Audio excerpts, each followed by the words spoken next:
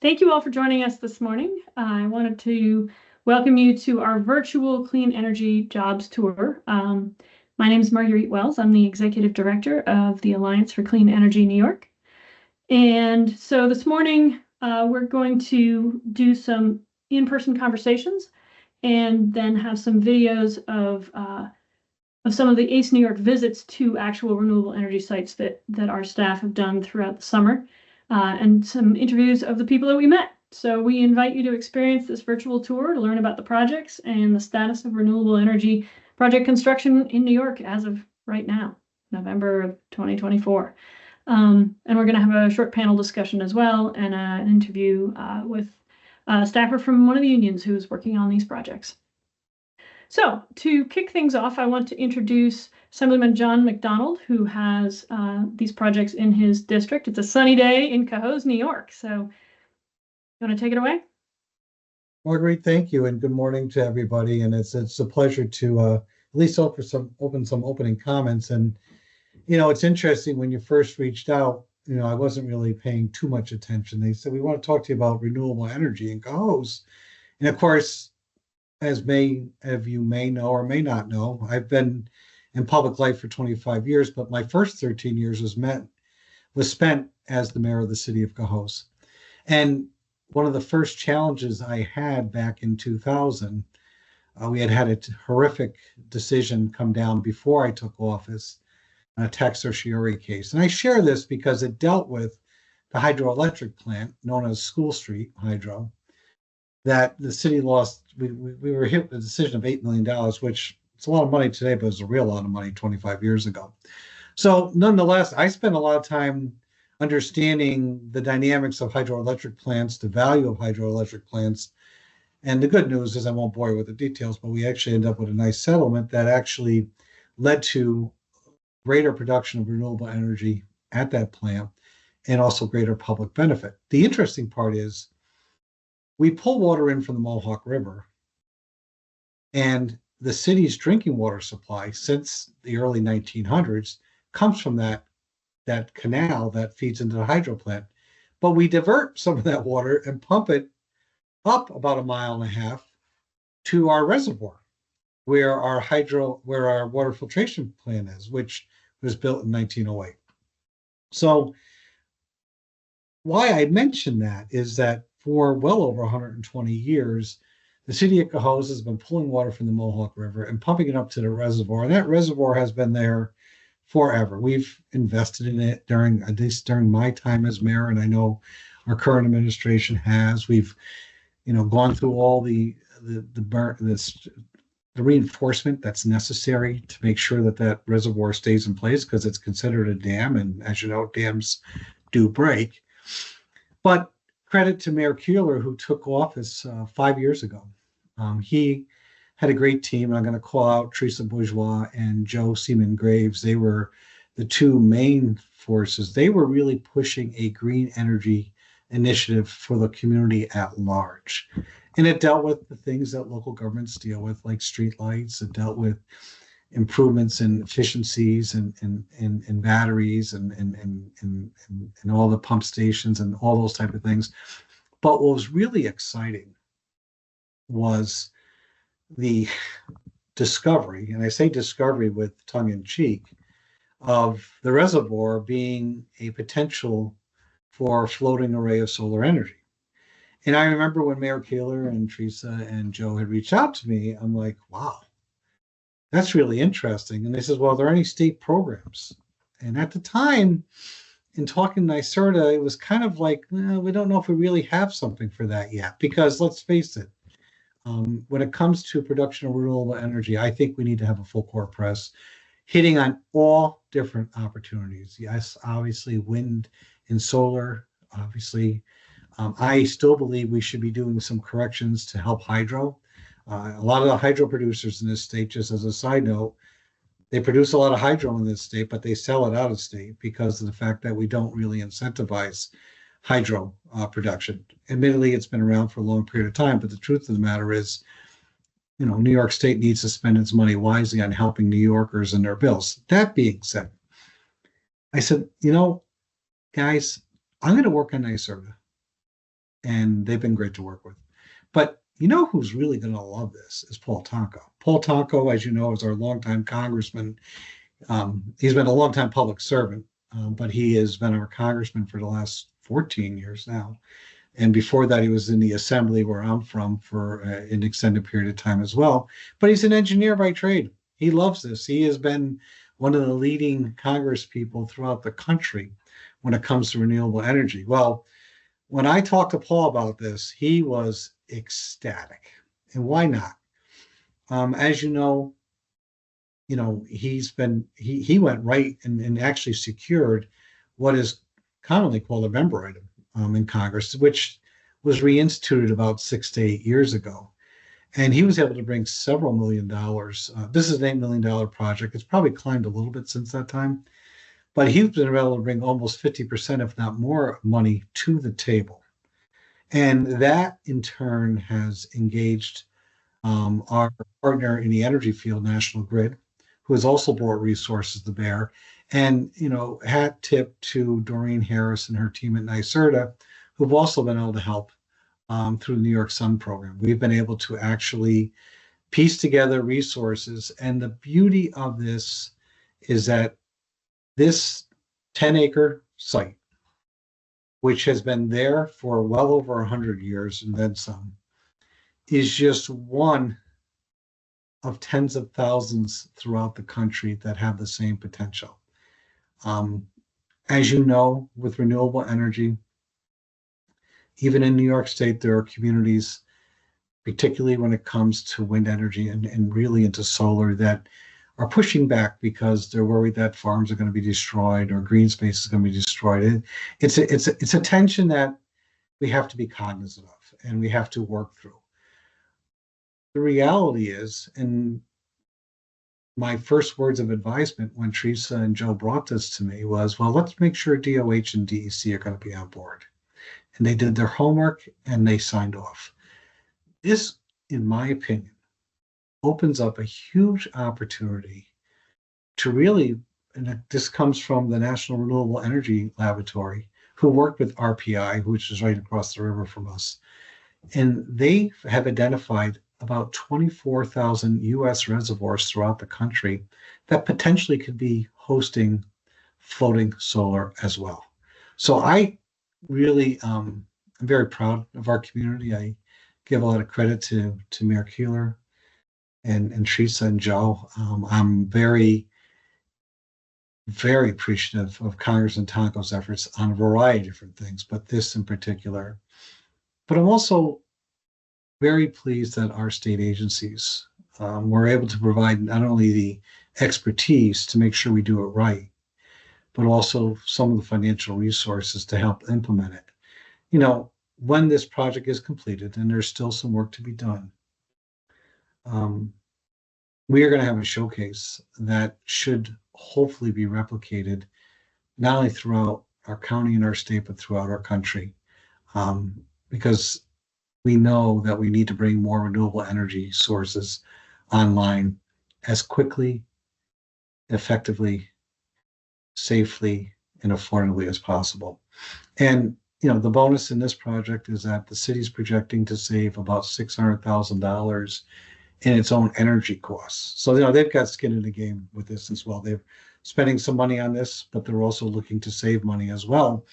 And the reality is that we'll be using renewable energy to power the city of Cohoes. So that is a little bit of an update or a little bit of a background. One way, it depends if you're familiar with it, it's an update. If you're not familiar with it, it's a background of what's going on with the Cohoes floating solar, which is something that I look forward to its completion, because I think it really is something that all of us that are of the same belief need to focus on going forward. Thank you so much. That's really helpful background. So now that we've heard so much interesting story on how you got there, let's turn to the video that the ACE team made this summer visiting Cohoes. we decided to put a focus on clean energy. The idea is we're putting about 8,000 solar panels on our reservoir, and it'll power our municipally owned building, of which there are about 4 or 5. It'll generate enough power to pay our approximately $500,000 in electric bills that we pay for those buildings, and also generate hundreds of thousands more that we could sell off or give off, perhaps to the school district or something like that. It speaks to our what we call our Cleaner, Greener Cohoes initiative. It's a great clean energy project that sets an example for future generations, but also it saves taxpayers money. So I mean, it's twofold: clean energy aspect and the taxpayer savings for Cohoes property owners. Project itself is an $8 million project that's almost entirely funded by other entities. I've already talked to other mayors locally about doing something like that, and there's no hesitation. And that's part of the beauty of this, is that we're demonstrating to other municipalities across the state and really across the country that a municipality that has access to a reservoir can do exactly what we're doing and see the same savings that we're doing. What's not to like about it?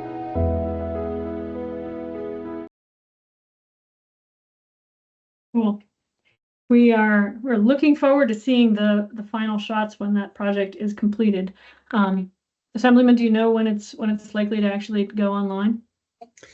I do not know at this time. Like any other project today, it's the timelines keep extended a little bit, but as we get more information, we'll share that. Sure, great, thank you. We were going to go to our panel discussion, but one of the panelists is having some internet challenges, so we're going to buy him a few minutes by going straight to our next video, which is of the facility at SUNY Morrisville, and then we'll come back to our panel here in just a minute. Okay, we'll get that video going, and I think Blake is on now, so we should be good after this. Wonderful.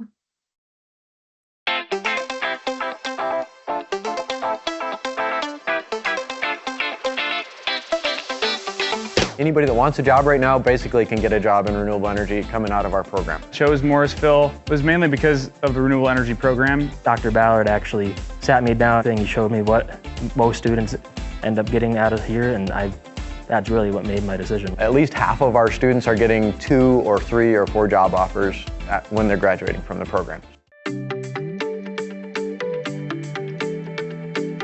We have an Offshore Wind Training Institute grant, and what we're offering is basically an introduction to offshore wind technician training. If you're going to work as a wind technician, you're going to be at some point working at heights, and so our goal in the class, we've got students learning tower climbing safety and rescue. They're learning the fundamentals of, what's the gear that you're going to be working with, how do you actually work comfortably with it, how do you position yourself on the tower to work hands-free. I really like heights, so I've been looking forward to this all summer. I'm not the biggest fan of heights, but I pushed myself to get up there, and now that I'm up there, I feel a lot more comfortable than I did, and I'm liking it. I grew up in the social media age, so I saw Greta Thunberg and people like that, and I really fell in love with activism for the planet and doing something about the situation with climate change. I've always loved science, and I've always loved to know how things work, so I thought that getting into the utility side, like hands-on working with electrical power systems to make that difference. The other part of the grant was basically developing the pipeline, and so doing the outreach to high school students, to junior high school students, even at potentially elementary school students, just so that they're starting to think about this as, oh yeah, this is actually a viable career, and you could make a reasonably good living working in the renewable energy space. I've done a lab in this class for a semester. Next semester I'm in solar. I did a geothermal and heat pumps class. I really want to get into mainly in design, commercial design, and there are some local companies that I would really like to get into. The goal is to get a pipeline of students into that part of the workforce. Take a chance on this program. It's really worth it, and if you want to make a difference in the world, this is the place to do it.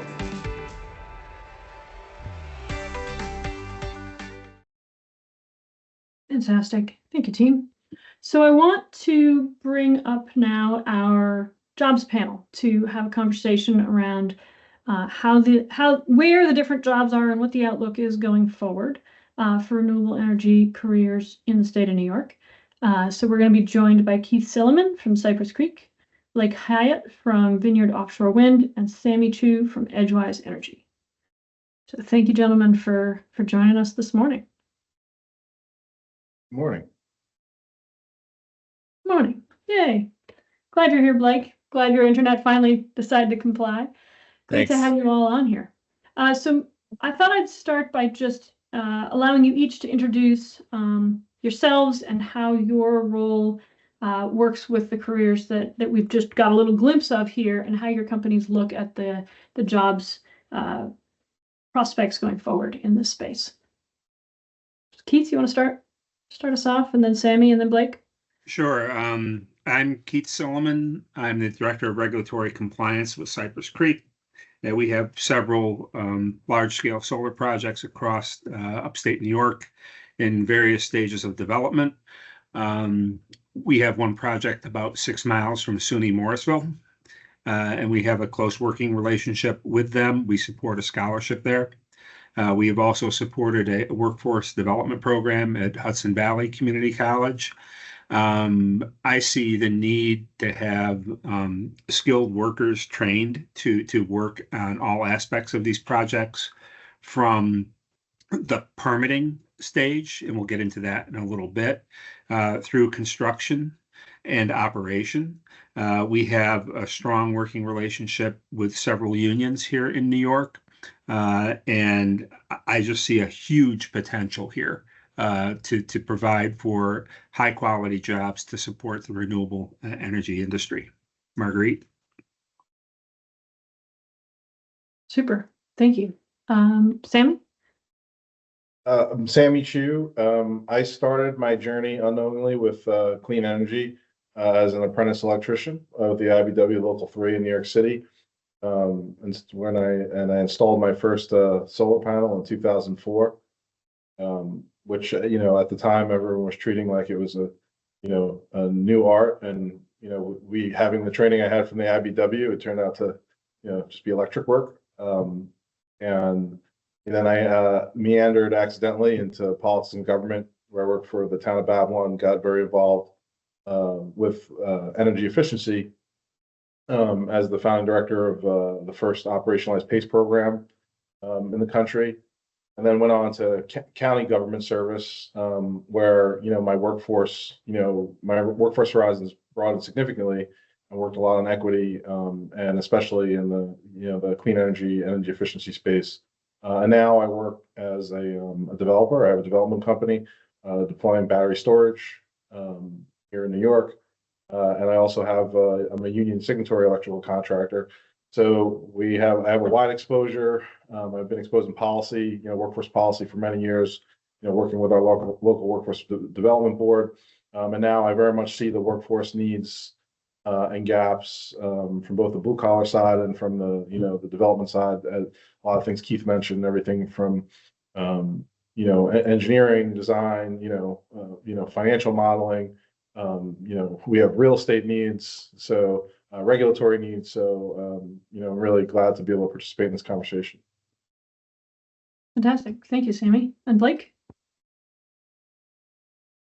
Morning, everyone. I'm Blake Hyatt, Labor Relations Manager at Vineyard Offshore. We're one of a number of offshore wind developers that have projects in New York. Before starting this work, I spent 18 years working in government in the economic development and workforce development spaces. And, looking back on that, it's always had some sort of overlap with what we were trying to do in different sustainability spaces. There was one point where I was working on trying to figure out biodiesel projects in the Rockaways. And, the last couple of years I've been in Suffolk County, thinking about sort of the intersections between offshore wind, defense contracting, composites development, and trying to figure out, how do we make sure to drive as many of those benefits as possible toward our local communities, and how do we work in collaboration with labor to get a lot of this work done. Labor's been a indispensable champion in trying to sort of advance the cause of renewable energy, and it's a pleasure to be able to work in this space. I think offshore wind has got some of the most promising prospects for large scale investment and large scale employment programs that we have in the sustainable energy space. Yeah, I think it's really interesting, your job title, labor relations. That's something that renewable energy developers didn't have, 5-10 years ago. That was not a job that was out there, but it's heartening to see how much the development community is really taking this to heart and moving it forward. So let's just go around the horn. Anyone can take this as you want. What skill sets do you look for in potential employees as you think about building relationships? Why don't I start, because I'll focus on the front end more or less. It's interesting to me that, with the development of this industry here in New York, there's so much potential for hiring qualified people. But the issue is, what makes a person qualified for the various roles that are needed? And when I think about the permitting and development of a project, there are certain skill sets that they may seem, you may assume that people have these skills, but they don't. We need people that, can run Excel, that can, easily think in Excel. Excel did not exist when I went to college. People that can use the GIS system to help cite these projects. People that can communicate in writing and verbally to discuss projects with town boards, with regulators, with citizens. It's basically, the skills that you pick up in college in your first 2 years in the base curriculum that you take, those are essential skills. And I don't think people realize how much that those skill sets can help them become a project manager, a project developer. And to me, those are the skill sets that I look at when I'm hiring developers. Right now, the market to hire developers in New York is pretty hot. And I think we need to do a better job of communicating to the community colleges, the SUNY colleges, the engineering colleges. These are the skill sets we need to support this industry, and get people, so people don't just blow off the English comp course.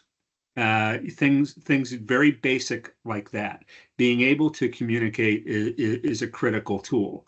And that's just one aspect of the skill set that I see that we need.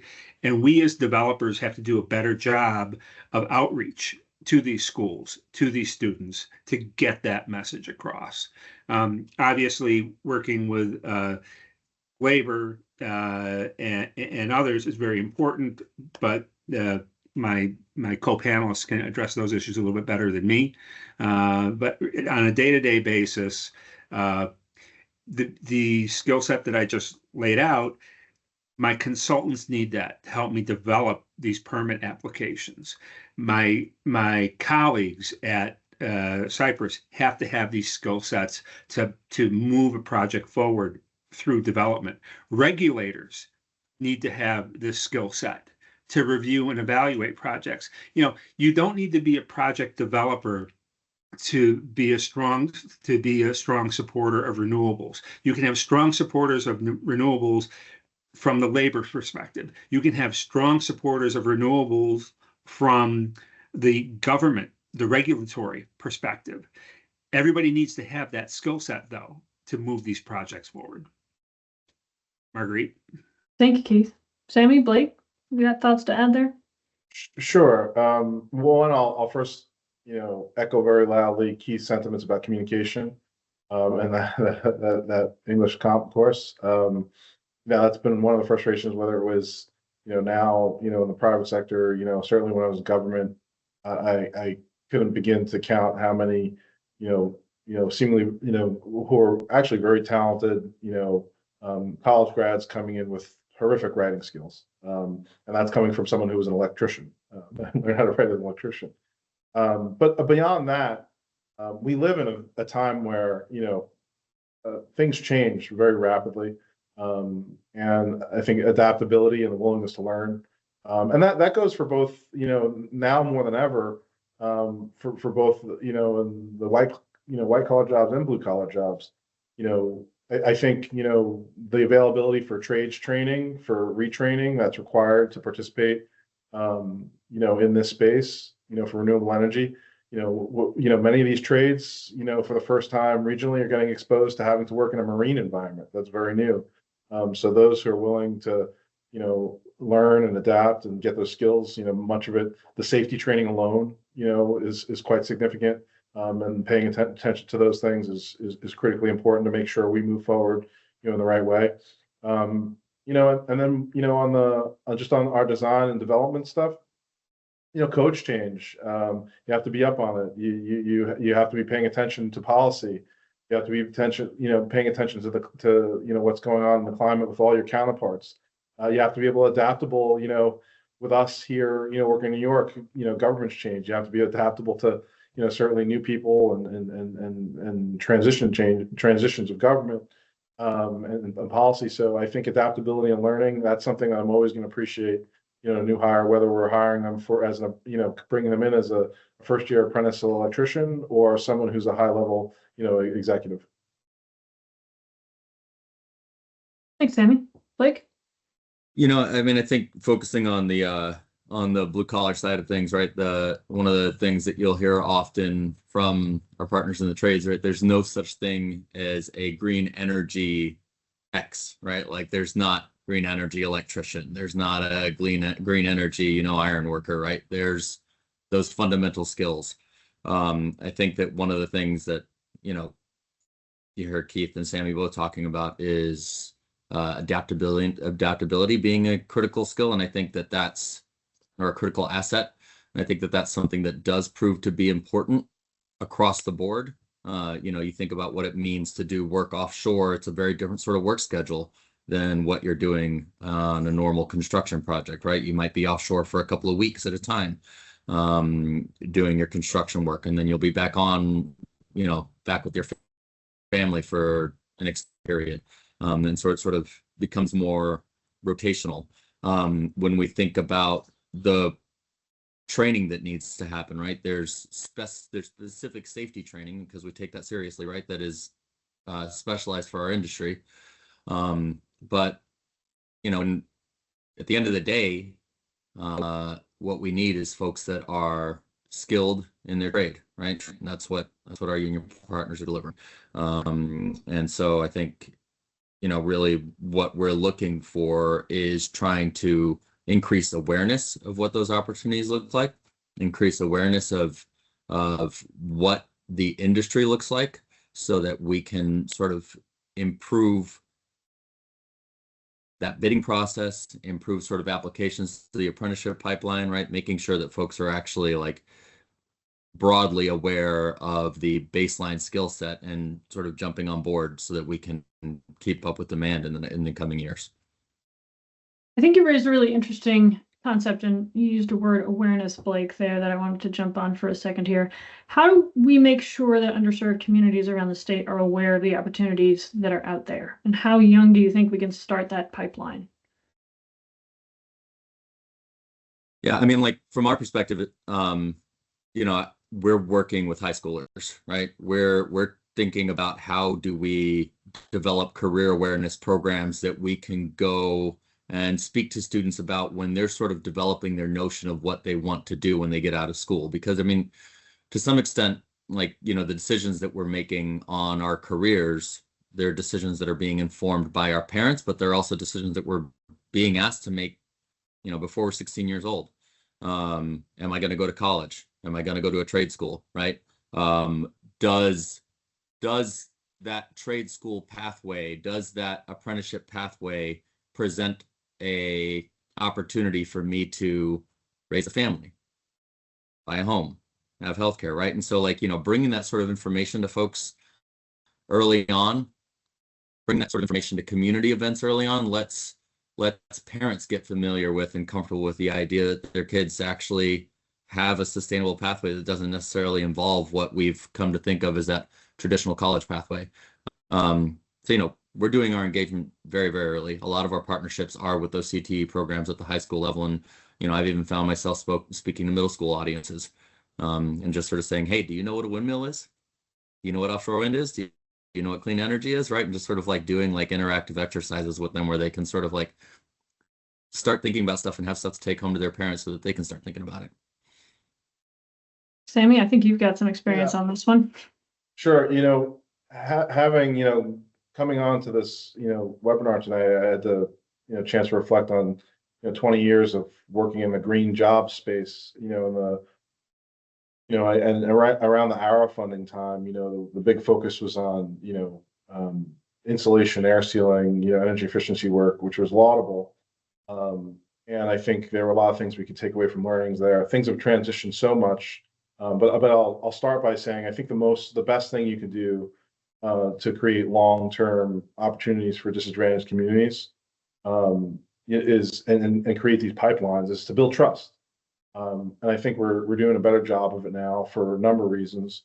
Back then, the employer set was disaggregated. There was a lot of community agencies that were doing weatherization work that were hiring, trying to create opportunities. A lot of small, mom and pop, efficiency contractors, that connectivity there between, union jobs and careers and apprenticeships, was not quite there yet, really, because of the work that was being focused on. Now we have a huge opportunity to build on that. And just the connectivity to, those union jobs has come so far. There's a much greater awareness of the utilization of, entry pre-apprenticeship programs. But we still have to be really mindful of some of the things, some of the conditions that will never change. And that's making sure that those who are working in the space to hire, and the agencies, they've come so long to understand these sensitivities. If you're telling someone that they're going to get into a training program, or get a certification, and that this is going to lead, to opportunities, you really have to manage those expectations. For some of us that are hiring, and then some of us that are working in these long, RFP cycles or sector cycles where it may take, years to mobilize. 6 months as an attorney for someone that just graduated from a pre-apprenticeship program, or got a certification and is expecting to get in the workforce. And if, and they may have taken time away from, other opportunities, family, and struggled and even to get to those trainings. It's really can undermine trust to get communities, and individuals excited about work opportunities and not be mindful and at least manage those expectations that, from the outset. I experienced that back, back in those days, even when we were first, getting going, and money was coming in through, through Green Jobs, Green New York, and there were, some of the R funding was misaligned. A lot of the workforce money went to some jurisdictions, and then the, $5 billion of subsidies to get the work done went to other jurisdictions. So the workforce and the work opportunities weren't aligned as well. So I think we have to be super mindful of those things. But I will say, what is definitely there is sentiment. The vast majority of companies that I see coming in, whether it's the OEMs or some of these subcontractors, we're seeing more and more that it's genuine sentiment to really work, towards equity and really work and partner with these disadvantaged communities. But I think there's education on that side too, just to really understand the sensitivities, that an individual has when you stoke their interest and get them excited about something. Well, if you're training someone to do a specific job, that job has to be there for them soon after they complete whatever training or apprenticeship that they're doing. That's part of the problem that we're facing right now, is between delays in getting offtake agreements, getting through permitting, getting through the interconnection process with the utilities. It's hard for us to predict exactly when we're going to get to a notice to proceed to commence construction. And with the unions gearing up with these apprenticeship programs, we're going to have a big cadre of folks ready to start work, but they may face a delay. So how can we make sure that these projects do, become real and do start construction? That the hardest thing as a developer for me to balance are the competing work streams that we have to progress a project to the point where we can start construction. And having said that, it's getting better. in my view, is starting next year, 2025 and beyond, we're going to have so many projects hitting the point where they're starting construction that we're not going to have enough workers to go around. We're not going to have those subs up to speed. And how can we help them be ready? I mean, I hate to use the term chicken and an egg sort of thing, but it almost is. You know, we have to make sure things align well. And that requires a great deal of dialogue from all sides. I mean, we've locked in a couple of EPC contractors already, and we've done it earlier in the process than I normally would under normal circumstances, because we need to have an EPC on board. Otherwise, we'll be dead in the water. So there's just going to be so much work here. I see a tremendous potential, but I can't tell you that, oh, it's all going to start July 1 of next year. That date is a bit uncertain. So what I think I'm hearing you say is that the balancing act in the market right now is that there has been a push to build a pipeline and to train workers. And maybe at the moment, the challenge is there aren't as many clean energy jobs as there are workers coming out the pipeline. But the other problem we could foresee with this big build out of projects coming in the next few years is it might go the other way pretty quickly. And all of a sudden we have more jobs than we have trained workers. I think, Sammy, to your point that you said earlier, there's no such thing as a clean energy electrician. I think one of the helpful buffers maybe in that process is the fact that there are a lot of other projects that are not energy projects that might be able to employ those folks. Do you have thoughts on how that balancing act works? Yes, and I think we're getting better at, at doing some forecasting to, I think this is where communication to that particular, and this could potentially be supportive of creating that work pool, beyond even the union workforce, of understanding what the overall, outlook of work looks like from, similar, from adjacent types of work. Because I think we also, I talked about building trust, with these communities. We also have to build trust, with the unions, and unions have come such a long way with, and that even though there'll always be work to do, in terms of embracing equity, and giving opportunities in which then again you have these pipelines because you bring someone as an apprentice and then you're turning out journeyman electricians or steam fitters or iron workers. But they also don't want to be sensitive to, bloat on their roles, right? If they take in too many workers and, they have, an expanded workforce, and then, the economy is always going to cycle, and there's a downturn, they're going to have to go and explain to their entire membership why, now there's, a long furlough period, or it's, taking, months potentially for people to get back, on a job site after a layoff. So, I think that's where some, the public sector is coming in a better way to do some of that forecasting, but I think we still have to do work to build that trust. And, there's all this work opportunity coming. And I think I think everyone should understand that it's reasonable to expect that, and there's all sorts of expectations that have been set in terms of, hiring, hiring from disadvantaged communities, hiring, MBE, and WBE and DBE entities.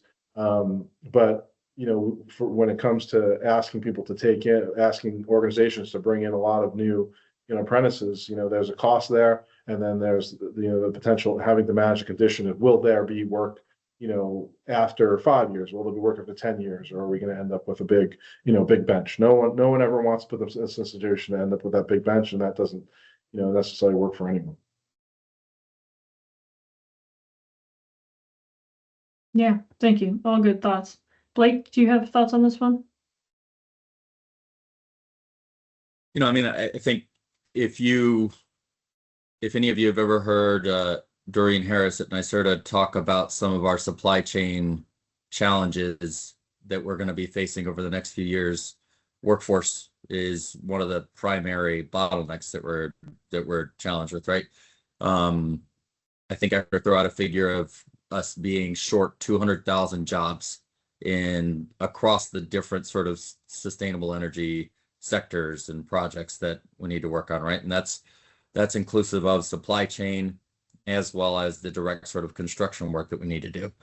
And so, to Sammy's point, nobody wants to have a big bench.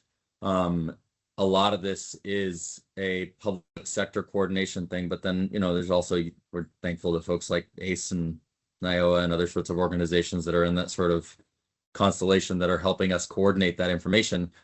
At the end of the day, I think union contractors, just as much as anyone else, sort of need that visibility into where those opportunities are, right? How do I keep my folks working?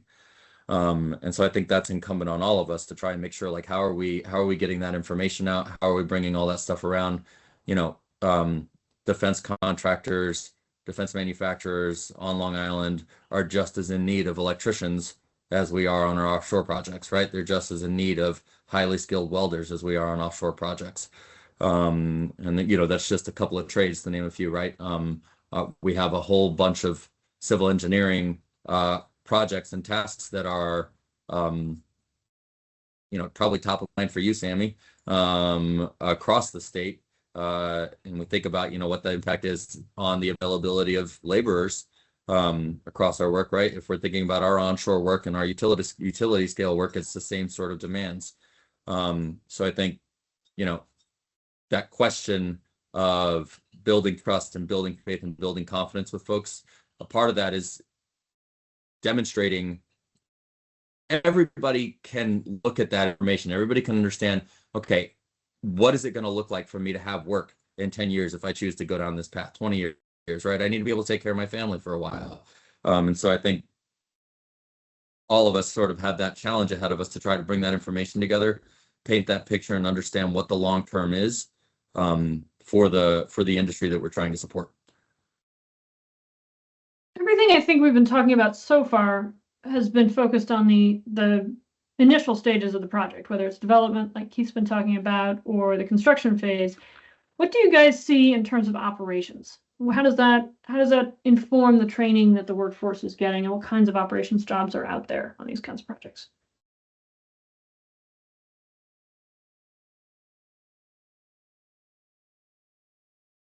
Keith, you're on mute.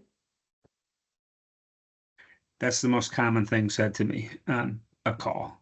I think from our perspective that area is just going to be a real growth sector for us as we build more and more projects. We're not just doing large scale solar, we're doing community-based solar as well. We were going to see the need to have 3 or 4 people servicing a particular large scale site. And we're going to need a workforce spread out across the state here to provide, operation and maintenance support. I can't even tell you what they're going to be doing, but not just maintaining the equipment, but we're going to have to handle, potential sheep grazing to keep the vegetation down. We're going to have a need for environmental monitors to make sure that we're in compliance with various mitigation measures that we're going to be using as we develop these projects. So I think that there will be opportunities longer term for people being and these will be people in the community. They won't just be there for the development of the project, but it will be long term. And I think that SUNY Morrisville is already addressing some of that as in their program, but there will be a potential for that sort of activity. I see similarly, there's going to be growth in this area, and I think it's also an opportunity, for, we haven't yet mentioned, talked about, just transition, right? Here, all of the workforce that is going to be eventually displaced, or potentially displaced from what they're currently doing.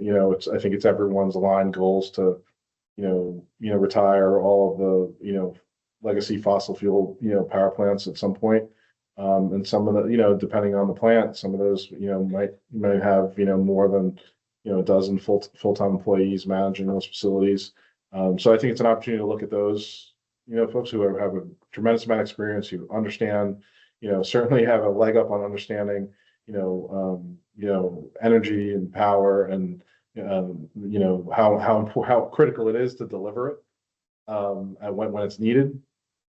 So I think there's some really exciting projects that are already contemplating, that are contemplating that transition on one site, where we're seeing, something go from being a fossil fuel power plant to now, becoming a clean energy and renewable energy resource. So I think that's definitely going to be not only opportunities for new workers, but potentially, could help blunt the impact if we manage that just transition. And then we've focused, on solar and wind, but I think there's a whole other host of opportunities that are going to even, create, more opportunities, such as thermal districts, right? That I think that's something that, is still, there's some exciting pilot projects that are being done, but I think once, that gets figured out, I think that could be a whole new growth sector for, potentially could be an opportunity for those who were working on, natural gas connections, could also be working on, there's crossover skill set there, to, incorporating these thermal networks. So I think, we have a lot, and all those systems are going to need to be maintained as infrastructure, as critical infrastructure. One thing I wanted to surface for some of the folks in our audience as a loose end that I see it, putting my old developer hat on for a minute. Some of the NYSERDA RFPs call for labor peace agreements going forward, but I think a number of the roles that will be operating these projects in the long run are not yet captured by existing unions. They're jobs that are not yet unionized and need to become so. And so I think that's something that the folks in the labor community are going to need to put on their thinking caps in terms of trying to figure out where the right house is for all these different jobs that are emerging that haven't existed before. And that's a great point. I think, for offshore wind, there's blade technicians, and there's turbine maintenance specialists that are going to have to get trained up at some point, right? You think about some of the biggest supply chain issues that we're facing, and they have to do with sort of the availability of Jones Act compliant vessels across the American fleet. And so I think one of the things that's becoming crystal clear is that we're going to have to figure out expanding that manufacturing supply chain. And I think just another thing to hammer home is that even for offshore wind, what we're finding is that the majority of the work, in terms of the actual employment opportunities and labor hours, is onshore. And when you think about that as an operational consideration, that becomes an even larger scale challenge that we have to gear up for in the coming years, right? Our power grid on Long Island is in desperate need of significant investment and renovation. And that's going to mean a lot of work to be able to bring in the power that we're looking to generate offshore to homes on Long Island and across New York State. That's going to be a lot of work. And so, from an operational standpoint, the long term, there's still a lot of traditional work that's going to be involved in making this work possible. I want to elevate something one of you said a few minutes ago around workers who are embedded in the communities in which they work on the projects. Do any of you want to talk about the role that labor has played and can play in supporting projects during their development and construction phases in the communities, in terms of community relations, and how their presence can impact how people feel about the project? I could start by saying I think they can have an enormous impact, and I think they are having an impact, and it's very good to see the progress that's been made, in that connectivity, and all of these large renewables. I would say particularly offshore wind is really driving a lot of those opportunities, because they represent such a large opportunity. But just by accepting certain policies, I think increased openness to, direct entry participation, which creates a clearer path. And for those of you on the call that don't understand, direct entry, pre-apprenticeship, program can get a direct entry status, which essentially would allow, a union to bring a pre-apprenticeship direct entry graduate directly into their apprenticeship, with all the same qualification requirements that any other candidate would have, but it's the only way essentially to cut, to skip ahead of the DOL registered list, which that govern list. So I think just being able to be open to those policies and participating in those programs is a huge step. But visibility also helps, and education, understanding. I think we're seeing more and more opportunities for people if they have the desire to get on to, whether it's a real job site or whether it's mock training sites, to get to know and expose themselves to more of what's happening, in the trades, so it's taking, away some of the abstraction of what the day-to-day of some of these jobs actually are, right? To some people, it may seem really cool to drive to operate a big piece of equipment, but then they see the big equipment, like, I'm never doing that. Or, they might, think that they have a fascination with a certain type of work, and then finally like something better, and pursue that opportunity. So, but I think long-term presence and trust, I said it before, I think, what we can't do is just give these communities the sense that, this is transactional. We're here, just, we're showing up today just because we need to get, this, this interconnect done through your neighborhood. We need to really demonstrate, and I think this is the job of, both, the public sector, and the private sector and labor, working together to realize, like, hey, a good union member is a good community member. That's something we always learned, when I came through Local 3, that you need to be a good citizen. And I think that, the best fruit is going to be born from, the opportunity for these relationships to grow over time. But I think we're really doing better now than we've ever done to that. Keith, can you speak to the way that you've seen labor be supported during the development phase of the project?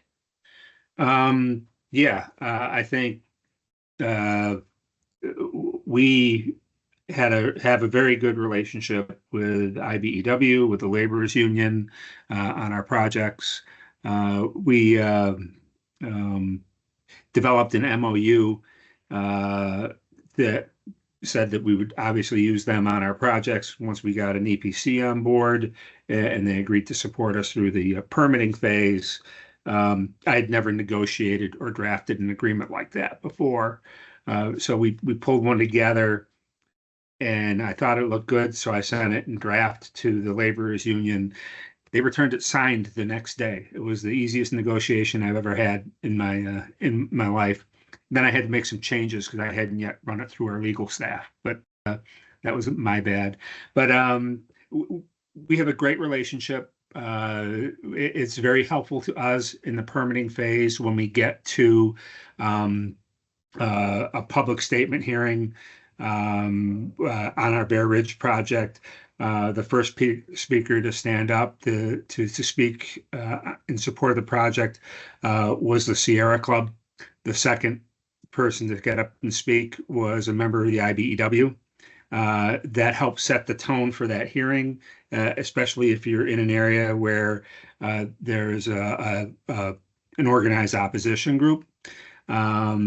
We stay in close contact regarding the development of our projects. That has helped us in some cases where we have small-scale community development going on, where we had to resolve some issues, and just having a dialogue with the unions has been exceedingly helpful. It's not a high-pressure sort of relationship. And it's an enjoyable one because we all have the same goal. How do we get these projects to the point where we're actually under construction? I work with the unions in terms of balancing out, well, when do we think we're going to actually start? How should we be gearing up our programs? It is a shared goal, I guess is the best way to put it. Actually, it's interesting to me is it's a shared goal between labor, us as developers, and the environmental groups. And so it really, in addition to working with our landowners, it's great to be working with people that support what it is we're trying to do. I hope that answers your question, Marguerite. Yeah, no, very much so. I think I've heard from multiple places that one of people's baseline greatest fears is public speaking. And I think there must be some public speaking training in the union training programs that go on, because there have been so many hearings that I attended over my career as a developer in which the room is packed with supporters, but it's a whole bunch of taciturn farmers who really don't want to speak up. And so they never say anything about their support for the project. But man, those union folks are willing to get up there and speak when nobody else is. So bless them for not being so afraid of public speaking as the average American for that. Any wrap-up thoughts from my panelists before we say thank you? I just want to say it's really important to have, these conversations. And I see, really good participation today. We are growing, but as we've seen, we're not going to see where the speed bumps are. Timing is really hard to predict. So, I think, like Keith said, this is a team effort. Everyone really has to come together and keep working on things. Everything's not going to go as anticipated, but we just have to keep staying the course. So just want to appreciate, Ace New York, appreciate Marguerite for, hosting this and keeping this conversation out there. Thank you, Sammy.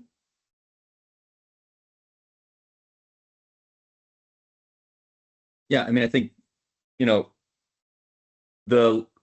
the results of the last election have been looming large on a lot of folks' minds, especially in the green energy space. And I think from our perspective, at least at Vineyard,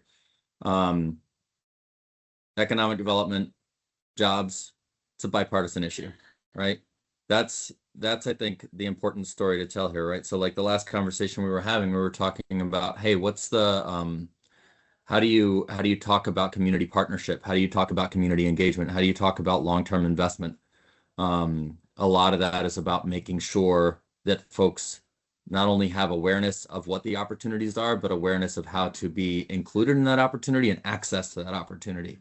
Folks know when a family in the neighborhood has a good job, and they know who they're working with when they have that good job, right? They know where those opportunities are. They're interested in finding out that information. That sort of information trickles up the political pipeline, right? So, I think the story that we're telling is a story about jobs. It's a story about economic development. It's a story about American opportunity. And I think that when we're talking about energy projects and sustainable energy, we're talking about long haul stuff, right? We're talking about stuff with 20, 30-year lifelines. We're talking about career making projects. But, when we're saying we're in this for the long haul. We're in our communities for the long haul. We're in here to be a good community member, and to bring everyone along with us. And I think that story is compelling regardless of the political framework that we're working in. So that's, we're sticking to it. We're going to continue pushing forward on the pathway we've been on for the last few years. Really great to hear. Thank you, Blake. Keith, you got some last thoughts for us? Just to echo something that Sammy and Blake touched on very early. The key here to be successful is to help. Oh, you just went on mute suddenly. I don't even know how I did that. So the key here is to help potential employees or union members to focus on fundamentals and develop the baseline skill set they need to be successful. That's it across the board. That's what we should be doing. Thank you. That's really great. So next up here, we're going to have a short video of the work being done on a offshore wind landing cable. And after that, we're going to have a conversation with Anthony Tubolino from the operators engineers, which is going to be good fun. So can we cue up the video for Hogland?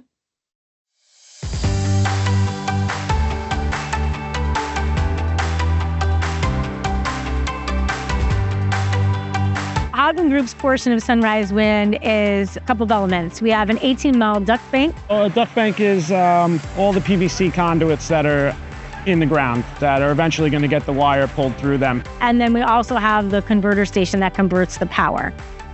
When it comes to doing this work, the unions are skilled, experienced, trained, and not just trained once.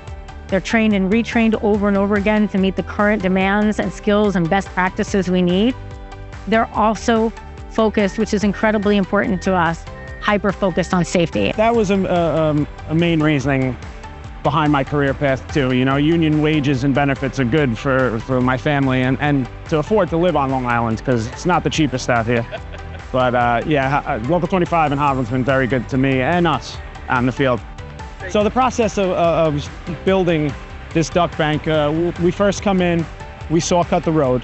Once we dig all that out and everything's clear, we put a digging box in so everything's safe for the men to work in, and then we start installing our PVC pipe. Once the PVC's in, then we install concrete, then flowable fill, and then we restore the asphalt. We're Long Islanders first and leaders of industry, and so it's our responsibility to make sure that we're keeping our energy source resilient, diversified, and making sure that we're making this a safe and prosperous place for people to live. So offshore wind is one of those ways that we can do that. For me, doing projects like this, going forward, 10, 20 years from now, it'll be better for my kids and their generation and then their kids. These are lifelong careers with benefits, with pension. This unbelievable pride to see the work that you've done leaves leaves something behind for future generations. And our folks get to be part of turning wind power into powering Long Island, both the energy side and the career side.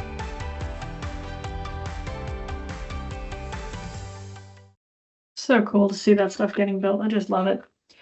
So for our last act of the morning, I want to welcome Anthony Tubolino to the discussion. Anthony's with the International Union of Operating Engineers. So Anthony, you can say better than I can. Let's start. What is an operating engineer, and how did you come to have a career with this union? So tell us a little about yourself and what it is. Good morning, Margaret. I was happy to be invited here, and the last panelist, they had some very good points I wanted to say before I forget, but before I talk about myself. And thank you for everything you've done for our organization. I started at the age of 19 with operating engineers, and back then it was Local 545 before we merged in 2011.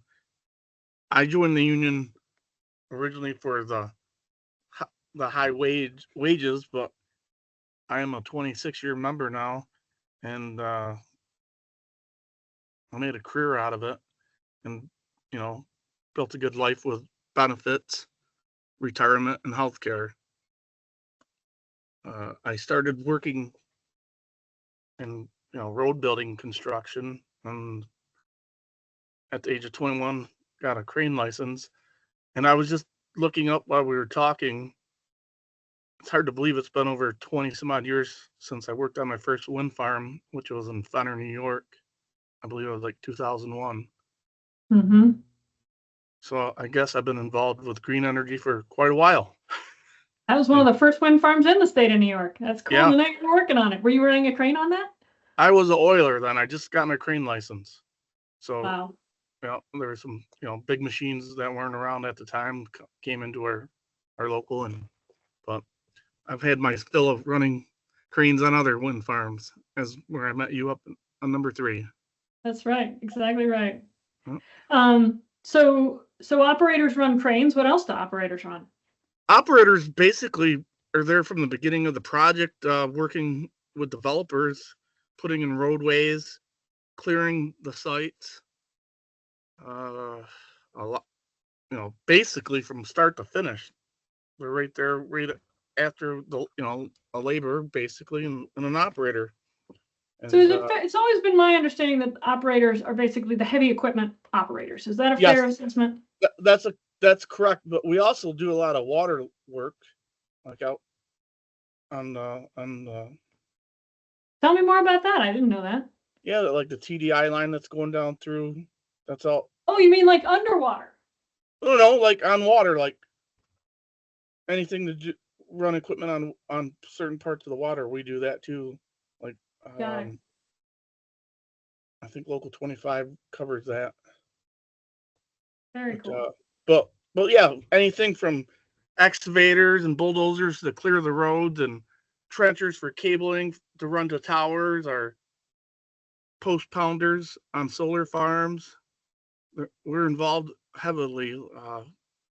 We've been involved with energy projects right from the beginning, you know, especially with like in the 50s up on the Power Authority when they built the Seaway, and in the late 60s, 70s on up in 9 Mile. We've been, every big project that comes every once in a while in a decade, operating engineers are at the forefront to help power America, basically. That's so cool. To operate all the big equipment. That's how I can track what it is you guys are working on. Yeah. So how are the operators organized in the state of New York? Like what locals are there? There's 6 locals with currently over 20, about 21,000, 22,000 members from, I'm a member of Local 158, which covers over 42 counties in upstate New York. And there's Local 825 that covers the Hudson Valley, Local 14 in the southern boroughs, Local 15 is out of New York City, and then we have Local 17 in western New York, and Local 138 out in Nassau and Suffolk counties and Long Island. There's multiple training sites at all our locals where our members go to train on equipment, that we've always historically run. And from time to time when there's a new piece of equipment or a new technology that's brought out to our training site, so our members are up to date and current on what's going on in the industry.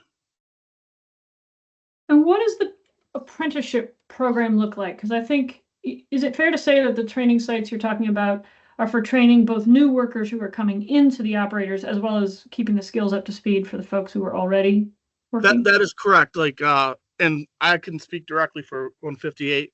We have 3 training sites, one in Albany, one in Syracuse, and one in Rochester.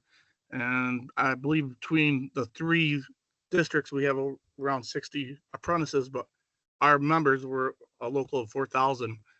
Our members go there to recertify every year and learn new skills and hone skills. Like there's a lot of work going on with GPS, and I'm 46 years old and I went the crane route, and I've never run a piece of equipment with GPS, and I'm sure I could go up there and get trained and I could do it. So what's at those training sites? Like what kinds of stuff? There's a lot of our training sites have the actual heavy equipment used on jobs to train our members. And from time to time, we work with other trades to host specialized classes because, as everybody knows, the workforce is getting older, and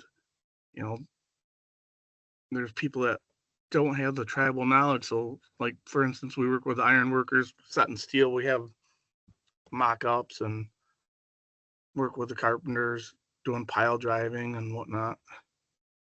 But then there's GPS classes. In New York State, you need a crane license, and up there we offer crane classes yearly and CDL and whatnot. And how far do your members usually travel between wherever they live and the jobs that they tend to get? Understanding the jobs move around, but give us a little picture of the travel life of an operator. Oh, the travel life of an operator is, I can speak for the areas I cover. I cover from Casanova, New York, all the way up to Messina, New York. Excuse me. So that's, sometimes a lot of our members typically travel 2 hours, stay out of town sometimes, but each way? Yeah, most times within an hour you'll drive it every day, but like I was lucky enough, as all the wind farms are getting built in Lewis County, I live up there, but there's quite a few members that live up that way, but we're statewide, so we have to go where the work is if we want to make a living. So, that's gonna, I think, be a potential in the future for all trades. Like, there's a big area where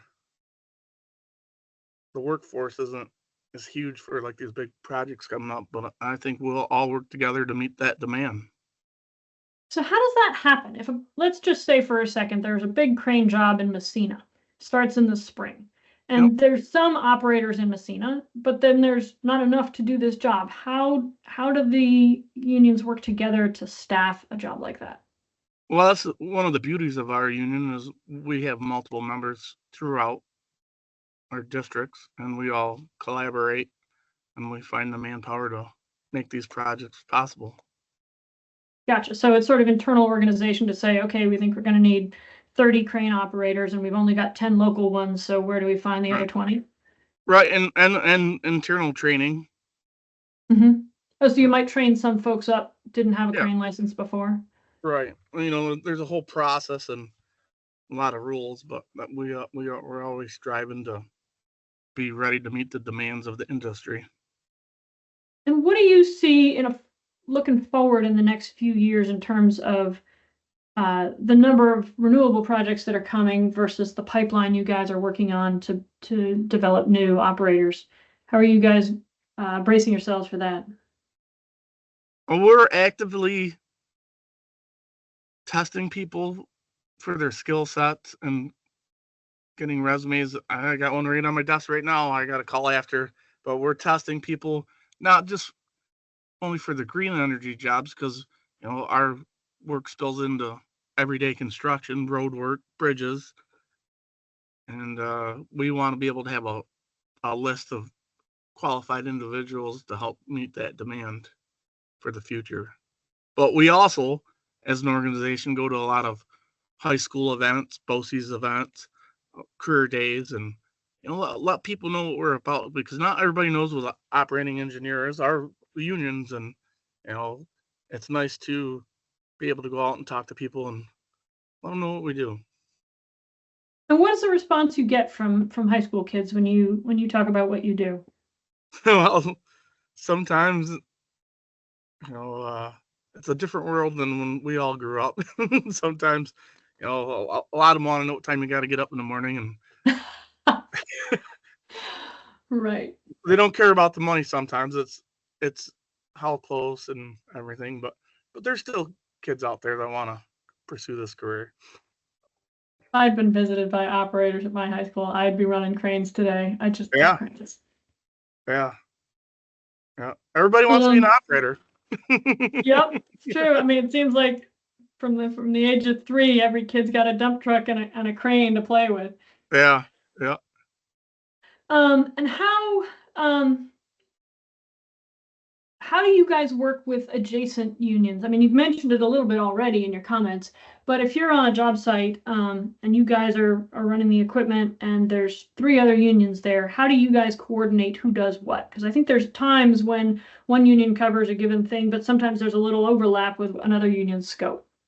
Yeah, most of the time, like if there's a project labor agreement, it'll spell that out. But basically, we're all members of the building trades, and our jobs are already classified.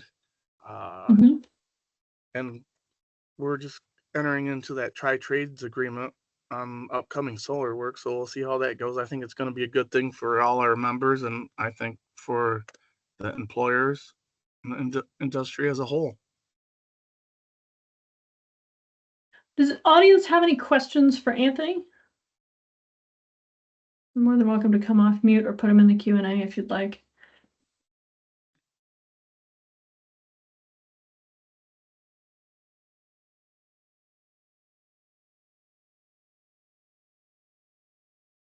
Do your folks ever get roped in to community engagement or showing up at hearings, things like that? Have you ever done any of that?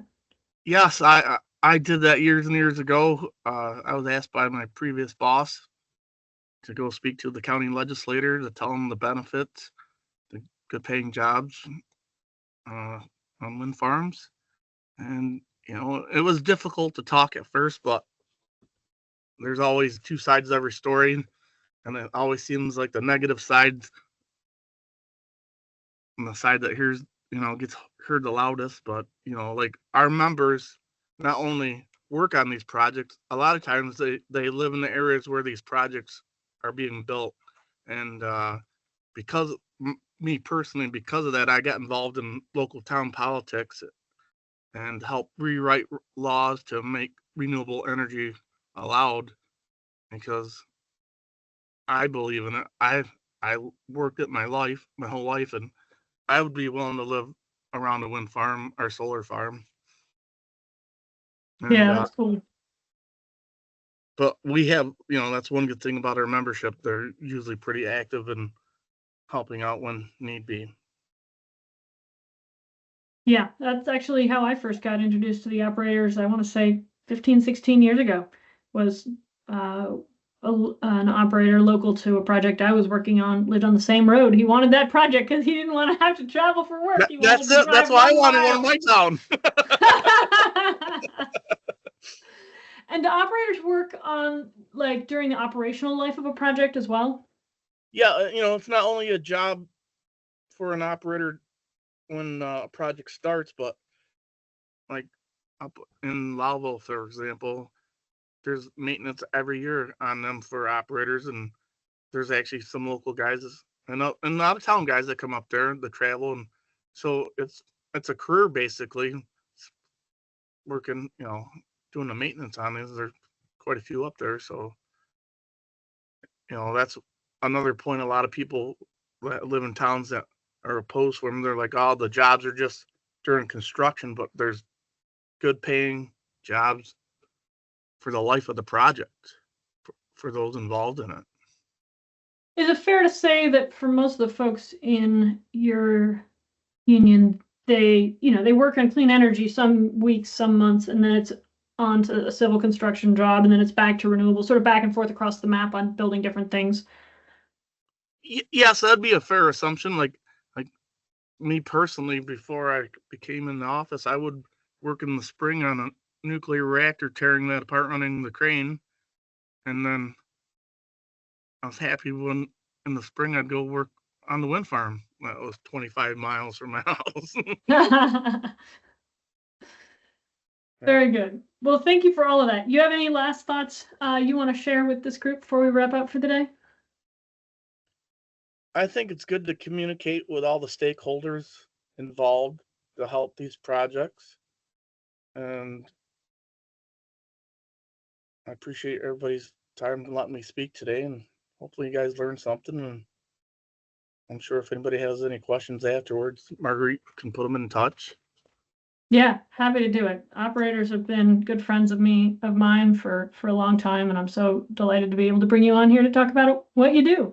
So thank you, Anthony. Today's recording will be available on YouTube and in ACE's member newsletter, and happy to share it to anybody who wants a copy. So thank you to everybody who's participated in today, to our panelists and to Anthony and to all of our audience members for listening and paying attention and caring about this important topic as we bring economic development forward in New York. Renewable energy brings jobs, and that really matters to everybody on both sides of the aisle. So thank you all for being here, and we'll see you again another time.